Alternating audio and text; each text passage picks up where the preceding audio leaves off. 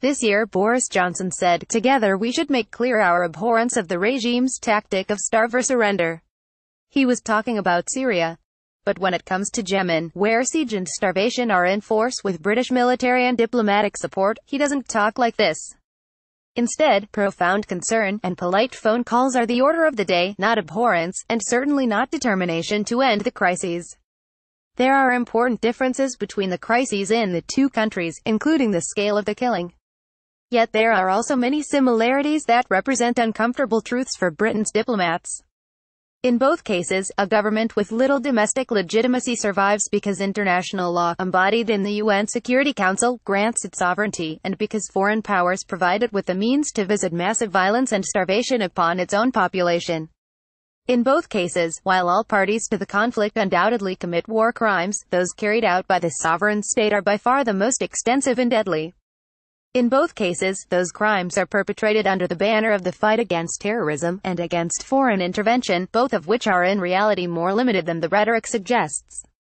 Yemen: more than 50,000 children expected to die of starvation and disease by end of year, yet Britain refuses to acknowledge that the strangulation of northern Yemen is indeed a blockade, contradicting leading humanitarian actors and the manifest evidence of the diseased, skeletal children whose images too infrequently make news. It is not that imports are totally impossible, although they were made so for 19 days this month. More commonly, the Saudi blockade works by making imports so time-consuming, difficult and expensive that Yemenis impoverished by war cannot afford to eat, and the resources of humanitarian organizations are drained. Commercial food imports and fuel, a necessity for hospital generators, are still banned. Britain colludes in two lies which enable the blockade, and the war of which it is a part. The first is that the coalition is defending the legitimate political order of Yemen. The man who the UN recognizes to be the president of Yemen, Abd Rabbuh Mansur Hadi, was elected for a two-year term in 2012 in an uncontested election. He was supposed to preside over the creation of a new, inclusive political settlement but botched it, and sparked the current crisis. Now he squats in a palace in Riyadh, issuing ineffectual proclamations to a country where few listen. It is not clear that he is allowed to leave Riyadh, and even if he was, he certainly could not enter his own country safely. Most of the southern part, that not under control of the forces that ousted him in 2015, is controlled by forces who take their pay and orders from the UAE, which has made an alliance against him with local secessionists. When the Saudi authorities obstruct humanitarian flights and shipments to North Yemen, they do so on the basis of the legal authority granted by the UN Security Council to this man. Britain is not only one of 5 permanent members of the Security Council but the penholder on Yemen, meaning that it holds the responsibility to bring any future resolution. The second lie is that its blockade of northern Yemen is motivated by the legitimate need to prevent the smuggling of Iranian arms to Houthi rebels. Iran does support the Houthis, but the Houthis are not reliant on their support and are motivated by domestic concerns. The UN group of experts on Yemen has not seen sufficient evidence to confirm any direct large-scale supply of arms from Iran to the Houthis, and no evidence that a missile recently lobbed ineffectually toward Riyadh was smuggled in by Iran. It was likely imported before the war from North Korea. Recent total closure blocked access even to UN flights, clear evidence that it was not motivated by weapon smuggling. The true objective is simple: to deploy the Assad playbook from Syria: siege, starve, surrender, and to hell with the civilian population. Britain angrily denounced this tactic when it was carried out by our established enemies, and when our words made no difference.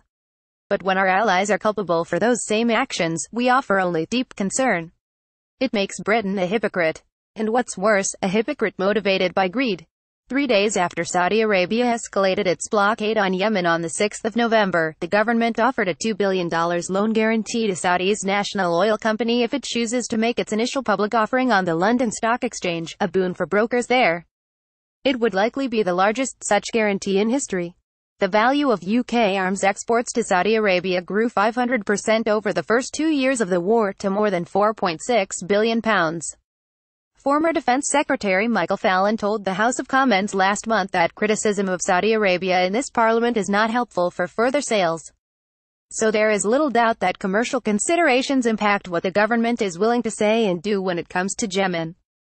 For as long as the UK economy is based too narrowly on financial services, and its manufacturing export industry on arms, our politics will be vulnerable to this sort of bribery. Only massive investment to diversify our economy can excise this vulnerability permanently. In the meantime, what is needed is courage. Rejecting the bribery of arms sales is only part of the story. In Syria, Britain and the EU funded journalists and civil society, amongst others, to document a conflict which international media couldn't reach, often producing powerful video footage that swayed public opinion. In Yemen there is no similar provision. This should change immediately. Images need to begin making their way out of the country on a massive scale to circumvent the Saudi prohibition on international journalists.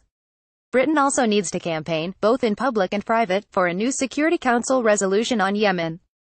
Such resolution must recognize that President Hadi is no longer bearer of legitimate authority and neither he nor his foreign backers have a right to obstruct entry to northern Yemen.